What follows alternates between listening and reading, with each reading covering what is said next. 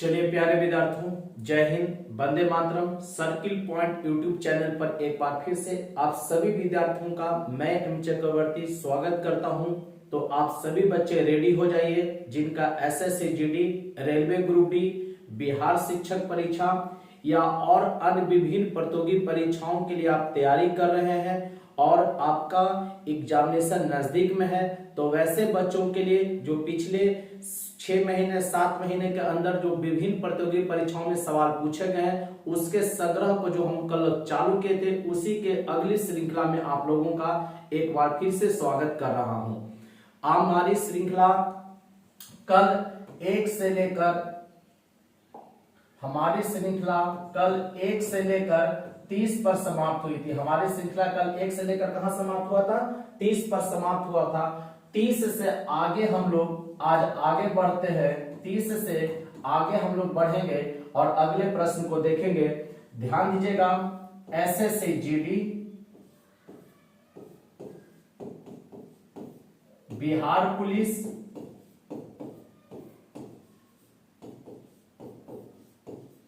Railway group D, Bihar शिक्षक, ठीक है, दरोगा, सभी प्रतियोगी परीक्षाओं के पूछे गए सवाल के संग्रह को लेकर मैं आपके समक्ष उपस्थित हूं। जो चैनल पर पहली बार आया है, circle point GK JS channel को आप लोग सब्सक्राइब जरूर कर लें। वीडियो अगर आपको बेहतर लगे तो इसे लाइक करना न भूलें और अपने साथियों दोस्तों के बीच से शेयर जरूर करें। लग चुकी है तलब मंजिल की, खुद को आग में झोंक देंगे, ठोकरें कहती है मारे जाओगे, हौसले कहते हैं देख लेंगे। अगर मन के आप जीते जीत है और मन के हारे हार। अगर आपको कोई तब तक नहीं हरा सकता जब तक कि आप अपने मन से ना हार जाए। जब तक आप अपने खुद से नहीं हारते हैं आपको बाहरी कोई ताकत नहीं हरा सकता। उसके लिए आपको जरूरत है हौसला रखने का, क्योंकि कंपटीशन या कोई भी चीज हमसे परीक्षाएं बार बार लेती हैं। जिंदगी भी परीक्षाएं बार बार लेती है। उस कसौटी पर जो खरा उतरता है जीत उसी की होती है। तो चलिए हम लोग अपने श्रृंखला को आगे बढ़ाते हैं। ठीक है, आप लोग के लिए ध्यान दीजिएगा, हम लोग आज 31 नंबर प्रश्न से आगे बढ़ेंगे। कितने प्रश्न से? 31। 1 से 30 तक प्रश्न को जो नहीं देख पाए हैं पिछला वीडियो से आप उसे देखकर समझ लें, याद कर लें। जो भी प्रश्न मैं आपको दे रहा हूं सभी आपका पूछा हुआ प्रश्न है और आगे पूछे जाने की बार बार इसकी गारंटी है। मैं 100% इसकी गारंटी लेता हूं। चलिए, पहला कहता है राष्ट्रीय आय समिति के 1949 में जो राष्ट्रीय आय समिति आया था उसके अध्यक्ष कौन थे? राष्ट्रीय आय समिति के अध्यक्ष पीसी महालनोबिस। राष्ट्रीय आय समिति के अध्यक्ष कौन थे? पीसी महालनोबिस। ठीक है, राष्ट्रीय आय समिति कब आया था? 1949 में। 1949 में उसके अध्यक्ष कौन बने थे? पीसी महालनोबिस। ठीक है, और राष्ट्रीय आय समिति के 2 मेंबर और थे, 2 सदस्य और थे। एक थे डॉक्टर डी.आर. गाडगिल और एक मेंबर थे वी.के.आर.बी. राव। अगला सवाल है, भारत में राष्ट्रीय आय कौन सी संस्था निकालती है? राष्ट्रीय आय निकालने का काम किस संस्था का है? तो राष्ट्रीय सांख्यिकी संगठन, जिसको हम लोग शॉर्ट में क्या कहते हैं? सीएसओ कहते हैं। ध्यान दीजिएगा, भारत में राष्ट्रीय आय कौन सी संस्था निकालती है? राष्ट्रीय सांख्यिकी संगठन सीएसओ निकालती है। सीएसओ राष्ट्रीय आय निकालने का काम करती है। आप लोगों को अभी कमेंट करके बताना है बच्चों, इसका स्थापना कब हुआ था? सीएसओ का स्थापना कब हुआ था? सभी बच्चे कमेंट सेक्शन में इसका उत्तर दीजिए। भारत में सांख्यिकी का जनक पूछ रहा है कौन? तो पीसी महालनोबिस। भारत में सांख्यिकी का जनक किसे माना गया है? तो पीसी महालनोबिस को माना गया है। सांख्यिकी के जन्मदाता कौन है? पीसी महालनोबिस। राष्ट्रीय सांख्यिकी दिवस कब मनाया जाता है? 29 जून को। राष्ट्रीय सांख्यिकी दिवस कब मनाते हैं? 29 जून को। इन्हीं के जन्मदिन, कहने का मतलब हो गया कि पीसी महालनोबिस के जन्मदिन पर यह मनाया जाता है। चलिए, आप सभी क्वेश्चन पूछे थे राष्ट्रीय सांख्यिकी संगठन का स्थापना कब हुआ था? तब मई 1951 में हुआ था। कितना ईस्वी में? मई 1951 ईस्वी में। अगला आप लोग को प्रश्न का उत्तर देना है कि सीएसओ अपना रिपोर्ट कब देती है? CSO अपना रिपोर्ट कब देती है, ये आप लोग सभी इसका उत्तर दीजिए। हम लोग बढ़ते हैं तब तक अगले सवाल पर। भारत में उदारीकरण का जनक किसे माना गया है? किसका जनक? उदारीकरण का जनक डॉक्टर मनमोहन सिंह को। किसे माना गया? डॉक्टर मनमोहन सिंह को। 1991 में उदारीकरण लेकर आए डॉक्टर मनमोहन सिंह। आपको पता होना चाहिए दिसंबर 2024 में इनका निधन हो गया, डॉक्टर मनमोहन सिंह का। इनके नाम रिकॉर्ड क्या क्या है जो ध्यान दीजिएगा, ये भारत के ऐसे प्रधानमंत्री हैं जो पूर्व में वित्त मंत्री रहे। क्या रहे? वित्त मंत्री रहे, ध्यान दीजिएगा। और आरबीआई के गवर्नर भी, आरबीआई के गवर्नर भी ये पूर्व में रह चुके थे, भारत के प्रधानमंत्री। और जब ये प्रधानमंत्री बने थे तो लोकसभा के मेंबर थे। कितने? लोकसभा के मेंबर थे, ध्यान रखिएगा। मनमोहन सिंह जब भारत के प्रधानमंत्री बने थे 2004 में, उस समय ये लोकसभा के सदस्य थे, तो लोकसभा के सदस्य रहे और भारत के प्रधानमंत्री बने, भारत के प्रधानमंत्री बने। अगला सवाल आपको मैं इसमें पूछ रहा हूं, ध्यान दीजिएगा। हाँ, एक सवाल आपसे पूछा था अभी कि रिपोर्ट कब प्रकाशित किया था CSO, तो इसका आंसर हो जाएगा 1955 में। 1955 CSO अपना रिपोर्ट कब प्रकाशित करता है? 1955। जितने बच्चे हैं सभी से मैं आपको रिक्वेस्ट करूंगा कि अगर आपको प्रश्न का उत्तर आता है तो कमेंट बॉक्स में जरूर लिखें। आपको लगता है कि लिखने से क्या होगा? लिखने से याद आपका 100% और पुख्ता हो जाएगा। याद तो है ही, और बेहतर तरीके से आपको याद हो जाएगा, इस बात को आप गारंटी ले लीजिए, ठीक है। अब आपको ध्यान दीजिएगा, उदारीकरण का जनक डॉक्टर मनमोहन सिंह 1991 में। अब आपको एक प्रश्न का और उत्तर देना है, अगला फिर दायित्व दे रहा हूं। आपको बताना है कि भारत के ऐसे कितने प्रधानमंत्री बने जो पूर्व में राज्यसभा के सदस्य रह चुके थे। भारत में ऐसे कितने प्रधानमंत्री बने जो पूर्व में राज्यसभा के माने राज्यसभा के मेंबर हैं और भारत के प्रधानमंत्री बने? एक कमेंट बॉक्स में उत्तर दीजिए आप लोग। अगला सवाल जनगणना से है। जनगणना 2011 के अनुसार सबसे कम लिंगानुपात वाला केंद्र शासित प्रदेश पूछ रहा है।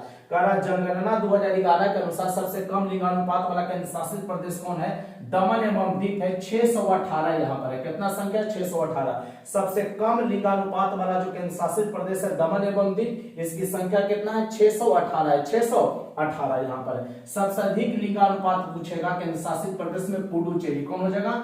पुडुचेरी 1037 कहेगा केंद्र शासित प्रदेश में पुडुचेरी 1037 हो जाएगा, 1037, ठीक है, याद रखिएगा।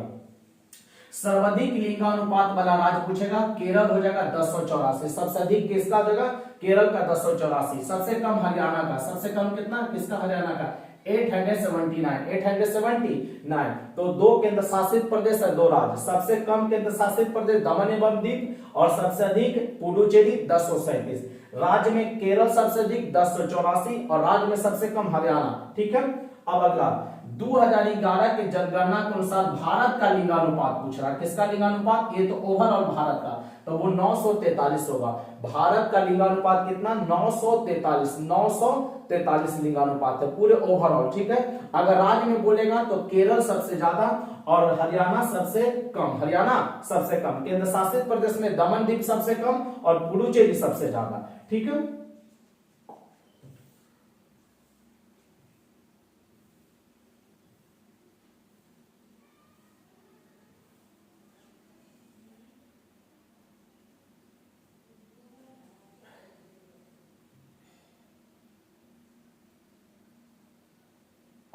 चलिए देखेंगे, अगला ध्यान दीजिएगा।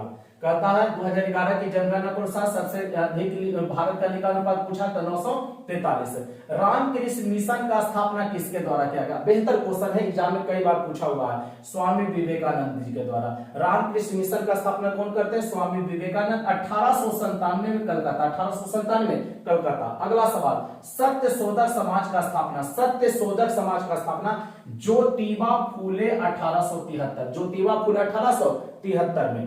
आर्य समाज की स्थापना दयानंद सरस्वती। आर्य समाज का स्थापना दयानंद सरस्वती 1875 बम्बई। 1875 बम्बई। प्रार्थना समाज का स्थापना आत्माराम पांडुरंग। आत्माराम पांडुरंग 1867 बम्बई। 1867 बम्बई। 1867 बम्बई, ध्यान दीजिएगा। आपसे पूछेगा रामकृष्ण मिशन स्वामी विवेकानंद 1897 कलकत्ता, ठीक है। सत्य शोधक समाज का स्थापना ज्योतिबा फूले 1873। आर्य समाज का स्थापना दयानंद सरस्वती 1875 बम्बई, ठीक है। प्रार्थना समाज आत्माराम पांडुरंग 1867 मुंबई में, ठीक है। आप ध्यान दीजिए, इसको इंडिविजुअल भी पूछेगा और मिलान करने के लिए भी आपको दे देता है, तो आपको जब चारों पर पकड़ रहेगा तो आपको आसानी से ये बन जाएगा। तो आप सभी हम प्रश्न पूछे थे कि कितने ऐसे भारत के राज्यसभा के मेंबर थे और बाद में भारत उसी समय भारत राज्यसभा के मेंबर रहते हुए फिर भारत के प्रधानमंत्री पद को बने, तो ऐसे संख्या कितना है, 4 है। सबसे पहले इंदिरा गांधी बनी, सबसे पहले कौन बनी, इंदिरा गांधी, इंद्र कुमार गुजराल, एचडी देवगौड़ा और लास्ट डॉक्टर मनमोहन सिंह। इनके बाद अभी तो कोई बने नहीं है, भविष्य में होगा तो नाम जान जाइएगा। ध्यान दीजिएगा, मैं आपको बोला 4 ऐसे भारत के राज्यसभा के मेंबर हैं और भारत के प्रधानमंत्री बने, भारत के प्रधानमंत्री याद रखेंगे। पहला याद रखेंगे Shrimati Indira Gandhi, Inder Kumar Gujral, HD Deve Gowda, doctor Manmohan Singh, doctor Manmohan Singh. Clear है।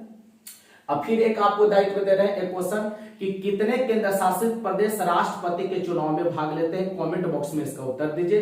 कितने केंद्र शासित प्रदेश राष्ट्रपति के चुनाव में भाग लेते हैं, इसका उत्तर आप सभी बताइए।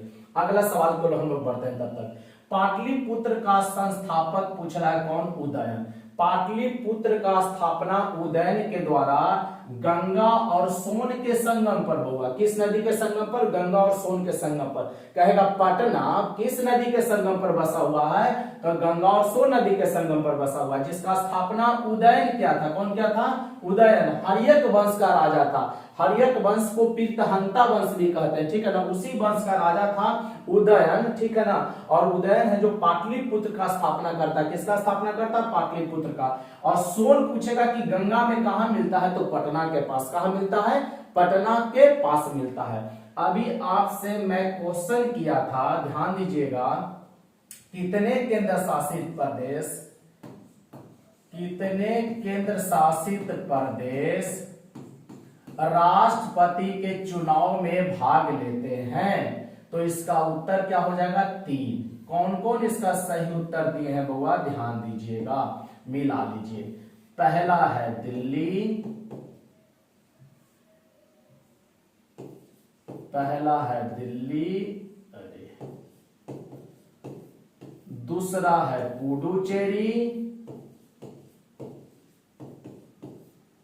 पुडुचेरी, और तीसरा है जम्मू कश्मीर। आपको पता होगा 2019 में जम्मू कश्मीर को केंद्र शासित प्रदेश बना दिया गया, 2 भाग करके, एक जम्मू कश्मीर और लद्दाख। यही तीनों भाग इसलिए लेते हैं बाबू क्योंकि इसी 3 राज्य में, केंद्र शासित प्रदेश राज्य में विधानसभा का गठन है और राष्ट्रपति के चुनाव में वही भाग लेंगे जो विधानसभा के मेंबर होंगे, जो विधानसभा के मेंबर होंगे। ऐसे सिर्फ विधानसभा के मेंबर नहीं, राष्ट्रपति के चुनाव में आप जानते हैं लोकसभा के मेंबर, राज्यसभा के मेंबर और विधानसभा के मेंबर, लेकिन सभी मेंबर नहीं, जो चुने गए मेंबर होते हैं, जो मनोनीत होते हैं, वो भाग नहीं लेंगे। चुने हुए मेंबर क्या लेंगे, भाग, चुने हुए मेंबर। तो 3 ही ऐसे हैं जो केंद्र शासित प्रदेश के जो है राष्ट्रपति के चुनाव में भाग लेते हैं। मैं उम्मीद करता हूं कि आप लोग समझ गए होंगे। चलिए, तो पाटलिपुत्र का स्थापना उदयन, गंगा सोन के संगम पर। आपको एक उत्तर और बताना है, एक दायित्व और दे रहे हैं कि पाटलिपुत्र को पटना के नाम से कौन बसाया था, पाटलिपुत्र को पटना के नाम से कौन स्थापित किया। अगला सवाल, सहायक संधि का शुरुआत कौन किया, लॉर्ड वेलेस्ली। सहायक संधि कौन लेकर आया, लॉर्ड वेलेस्ली। सहायक संधि कौन लेकर आया, लॉर्ड वेलेस्ली ने। सहायक संधि पर सबसे पहले पूछ रहा कि हस्ताक्षर कौन करता है, तो हैदराबाद का निजाम 1798 में। सहायक संधि पर हस्ताक्षर करने वाला पहला कौन था, तो वह हैदराबाद का निजाम था 1798 में, 1798 में। सहायक संधि स्वीकार करने वाले कुछ राज्यों का नाम याद रखिए जो एग्जाम में रहता है आपका, हैदराबाद, मैसूर, तंजौर, अवध, मराठा। ध्यान देंगे, हैदराबाद, मैसूर, तंजौर, अवध और मराठा, ये हैं जो सहायक संधि स्वीकार किए थे। आप सभी प्रश्न पूछे पाटलिपुत्र को पटना के नाम से किसने स्थापित किया था, तो सही उत्तर क्या हो जाएगा, शेरशाह सूरी। क्या हो जाएगा, शेरशाह सूरी। शेरशाह सूरी इसका सही उत्तर होगा। आप लोग जानते होंगे सूर्यवंश का संस्थापक भी था, जो हुमायूं को हराया था। किसको हराया था, हुमायूं को। ठीक है, अब आपको बताइएगा मैसूर का शेर किसे कहते हैं, मैसूर का शेर, तो मैसूर का शेर कौन है, टीपू सुल्तान। अगला, सप्तवर्षीय युद्ध किसके बीच चला था, तो इंग्लैंड और फ्रांस के बीच। सप्तवर्षीय युद्ध किसके बीच चला, इंग्लैंड और फ्रांस के बीच में। सप्तवर्षीय कौन, सप्तवर्षीय युद्ध किसके बीच, इंग्लैंड और फ्रांस के बीच में। कब, तो 1756 से 1763। 1756 से 1763, 1756 से 1763। नील नदी का जो युद्ध है वो हुआ ब्रिटेन और फ्रांस के बीच में। नील नदी का जो युद्ध है ब्रिटेन और फ्रांस के बीच में 1798 में। 1798 में, और 1798 में याद रखेंगे हैदराबाद का निजाम क्या स्वीकार किया था, सहायक संधि, जिसको लेकर आया था लॉर्ड वेलेस्ली। सहायक संधि कौन लेकर आया, लॉर्ड वेलेस्ली। अब देखेंगे सहायक संधि का जन्मदाता लॉर्ड वेलेस्ली, लेकिन सबसे पहले सहायक संधि फ्रांसीसी गवर्नर डुप्ले लेकर आया था। कौन लेकर आया था, कहेगा भारत में सबसे पहले, तो अंग्रेज गवर्नर जनरल ना, इससे भी पहले फ्रांसीसी गवर्नर डुप्ले लेकर आया था, लेकिन डुप्ले से ज्यादा विकास माने नाम फेमस हुआ लॉर्ड वेलेस्ली का, लॉर्ड वेलेस्ली का। ठीक है, आगे हम लोग बढ़ते हैं, ध्यान दीजिएगा। अगला सवाल देखेंगे 100 साल का युद्ध। देखें कौन सा युद्ध, 100 साल का, इंग्लैंड और फ्रांस के बीच में 1337 से 1453। 100 साल का युद्ध इंग्लैंड और फ्रांस के बीच में 1337 से 1453 के बीच में। 1337 से 1453। प्रथम अफीम युद्ध पूछ रहा 1839 से 1842, और दूसरा अफीम युद्ध 1856 से 1860। किसके बीच में बाबू, तो ब्रिटेन और चीन के बीच में। किसके बीच में बउआ, ब्रिटेन और चीन के बीच में। पूछेगा छोटू किसके बीच में, तब ब्रिटेन और चीन के बीच में। कौन सा युद्ध, तब प्रथम अफीम और दूसरा अफीम युद्ध। और 100 साल का युद्ध पूछेगा तो क्या बोलेगा, इंग्लैंड और फ्रांस के बीच में। इंग्लैंड और फ्रांस के बीच में। कब से, 1337 से 1453, 1453 तक, 1337 से 1453 तक। अब देखेंगे उत्तल लेंस और अवतल लेंस का फोकस दूरी, प्रतिबिंब, प्रतिबिंब का आकार, प्रतिबिंब की प्रकृति, आकार, फिर आकार और फिर शक्ति देखेंगे। किसका, उत्तल लेंस का।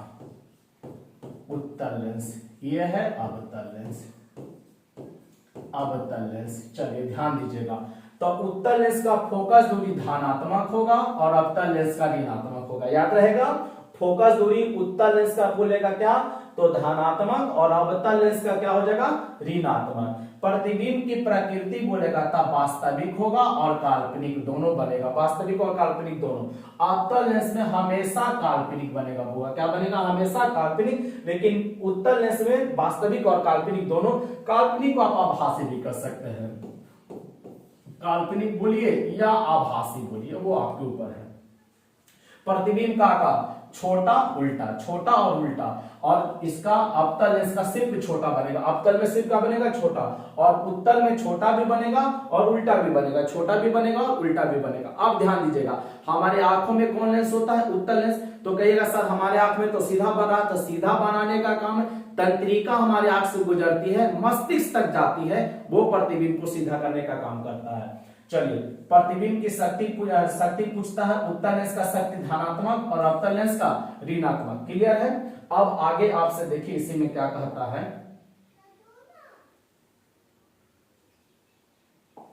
देखिए फ्यूज किसका मिश्रण है, तो टीन और सीसा का। फ्यूज किसका मिश्रण है, तो सीसा और टीन का। फ्यूज किसका मिश्रण होता है, सीसा और टीन का, सीसा और टीन का। फ्यूज को किस क्रम में लगाइएगा, तो श्रेणी क्रम में। फ्यूज को किस क्रम में जोड़ा जाता है, श्रेणी क्रम में। फ्यूज को किस क्रम में जोड़िएगा, तो श्रेणी क्रम में जोड़ा जाता है। फ्यूज का गलनांक पूछेगा और प्रतिरोध पूछेगा, दो चीज पूछेगा।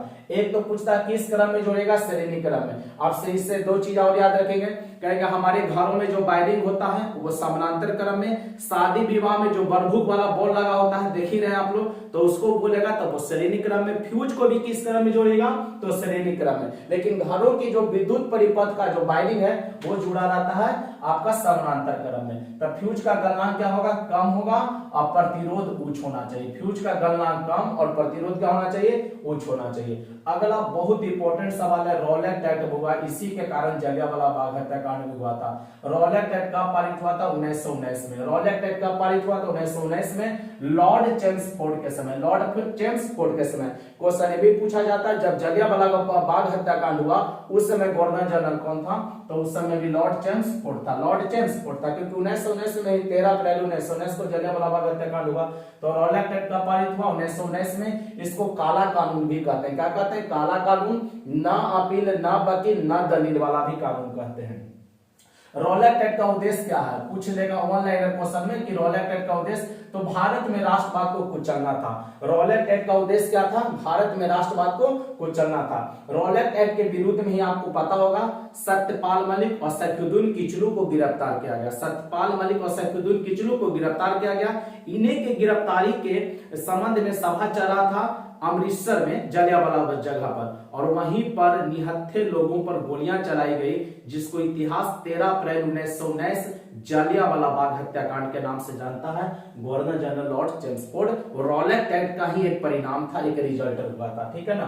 तो रॉलेट एक्ट को काला कानून, अराजक एवं क्रांतिकारी अपराध अधिनियम के नाम से भी जानते हैं। अन्य नाम में क्या क्या है, काला कानून, अराजक है, क्रांतिकारी अपराध है, अधिनियम है, एक नाम और, ना वकील, ना अपील, ना दलील, ठीक है। भारतीय तिरंगा का डिजाइन कौन बनाता है, पिंगली वेंकैया। डिजाइन कौन बनाएगा, पिंगली वेंकैया बनाएगा। प्रथम लोकसभा का गठन आपसे पूछ रहा, बहुत आसान है, 17 अप्रैल 1952 को। प्रथम लोकसभा का गठन कब, 17 अप्रैल 1952, 17 अप्रैल 1952 को। प्रथम लोकसभा का अधिवेशन 13 मई 1952। प्रथम लोकसभा का अधिवेशन कब हुआ, 13 मई 1952।